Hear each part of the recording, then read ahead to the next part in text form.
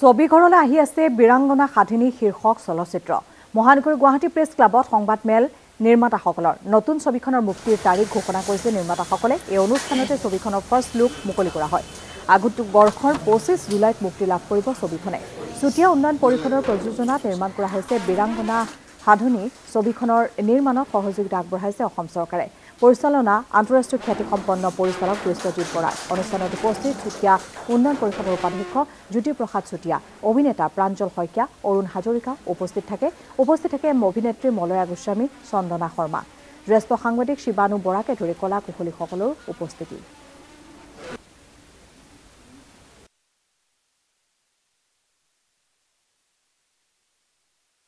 July 2025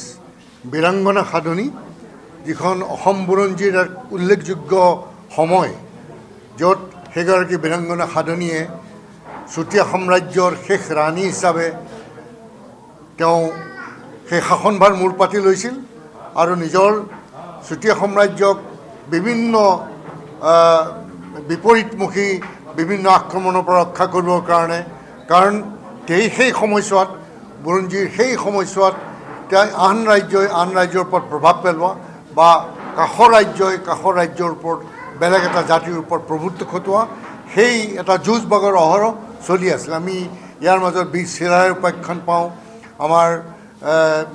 Lachit বৰফুকনৰ কথা জানো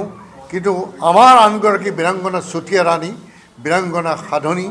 সেইগৰাকী নিজৰ জীৱন উৎসৰ্গা কৰিছিলে তেওঁ যুঁজি এটা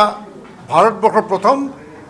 মৃত্যু বাহিনী বা যুঁজাৰু বাহিনী নাৰীৰ গঠন কৰিছিল বীৰাংগনা সাধনী সেইগৰাকীয়ে চুতীয়া ৰাণী গতিকে আমাৰ বুৰঞ্জীত বিশেষ এটা সময়ত আমি অসমৰ ৰাইজে বহুত কথাটো নাজানো কিন্তু এই চুতীয়া কাউন্সিলৰ সহযোগত আমাৰ বিশ্বজিৎ বৰা পৰিচালকে তেওঁ ইতিমধ্যে কেইবাখন ছবি নিৰ্মাণ কৰিছে কৃতিত্বৰে তেওঁ সৰ্বভাৰতীয় ক্ষেত্ৰত তেওঁ পুৰস্কৃত হৈছে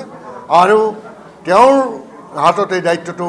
অৰ্পণ কৰিছিলে চুতীয়া কাউন্সিলে অসমৰ মাননীয় মুখ্যমন্ত্ৰী ডাঙৰীয়াই যে অসমক